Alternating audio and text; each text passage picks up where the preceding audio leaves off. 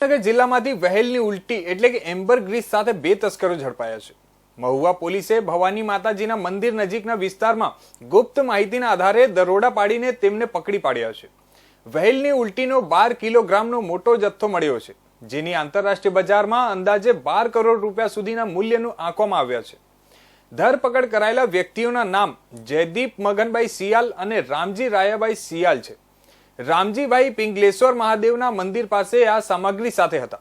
Mahuva town police સ્ટેશનની હદમાં આવેલા એક ઉદ્યોગની પણ આ અંગે તપાસ ચાલી રહી છે। ભાવનગર જિલ્લાના દરિયાઈ વિસ્તારમાં વેલ માછલીને ઉલટી કરતા 2 શખ્સોની ધરપકડ કરવામાં આવી છે। મહુવા પોલીસે ભવાની માતાના મંદિરની આસપાસના વિસ્તારમાં દરોડો પાડી બંનેને પકડી લીધા હતા। પ્રાથમિક માહિતી મુજબ પોલીસે દરિયાઈ વિસ્તારમાંથી વહેલ માછલીની ઉલટીનો મોટો જથ્થો જપ્ત કર્યો છે। મહુવા એસપી અંશુલ જૈનની ટીમે ગુપ્ત બાતમીના આધારે કાર્યવાહી કરી હતી। વેલની ઉલટી ખૂબ જ મૂલ્યવાન માનવામાં આવે છે અને દાણચોરી સામાન્ય છે। તપાસમાં સામે આવ્યું છે કે વેલની ઉલટીનું વજન 12 કિલો છે અને આંતરરાષ્ટ્રીય બજારમાં તેની કિંમત અંદાજે 12 કરોડ રૂપિયા છે।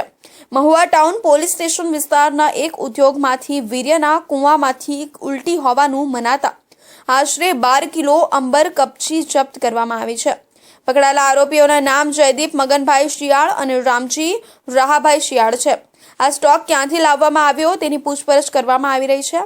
રામજીભાઈને આ સામગ્રી પિંગલેશ્વર મહાદેવના મંદિર નજીકથી મળી હતી। સ્થાનિક વિસ્તારમાં કેવી રીતે ધંધો ચાલતો હતો તેની પણ તપાસ ચાલી રહી છે। પકડાયેલા આરોપીઓ પૈકી રામજીભાઈ ભાણવંતમાં રંગનું કારખાનું ચલાવે છે।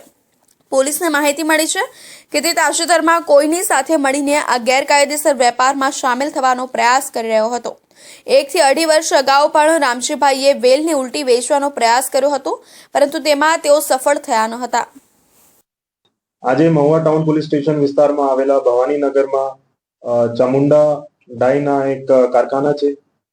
ત્યાંથી આપણે એમ્બરગ્રીસ જે સ્પર્મ વેલની વોમિટ અને ઉલટી કહેવાય છે એની ત્યાંથી કબજે કરવામાં આવી છે।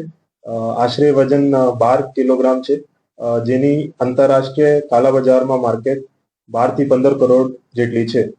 આમાં આપણે બે આરોપીની ધરપકડ કરી છે, જેના નામ જયદીપ મગનભાઈ શિયાળ અને રામજી રાહાભાઈ શિયાળ છે।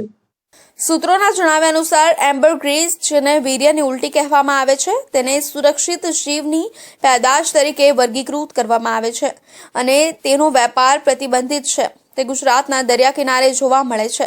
વહેલ જેવી પ્રજાતિઓને બચાવવા માટેની સરકારી નીતિઓની વિરુદ્ધમાં જતી કોઈપણ વ્યાપારી પ્રવૃત્તિઓ માત્ર કાયદાનું ઉલ્લંઘન જ નથી, પરંતુ જૈવ વિવિધતાને પણ જોખમમાં મૂકે છે। આ કેસમાં પોલીસની વધારાની તપાસ ચાલી રહી છે, જેમાં ભાણવંત અને આસપાસના વિસ્તારોમાં આવા ગેરકાયદેસર વેપારીઓનું નેટવર્ક કેવી રીતે કાર્યરત છે તે જાણવાના પ્રયાસો હાથ ધરવામાં આવ્યા છે। સંબંધિત સત્તાવાળાનું ધ્યાન એ દિશામાં છે કે આવા દાણચોરોની ધરપકડ કરીને તપાસનો વિસ્તાર કરવો જરૂરી છે।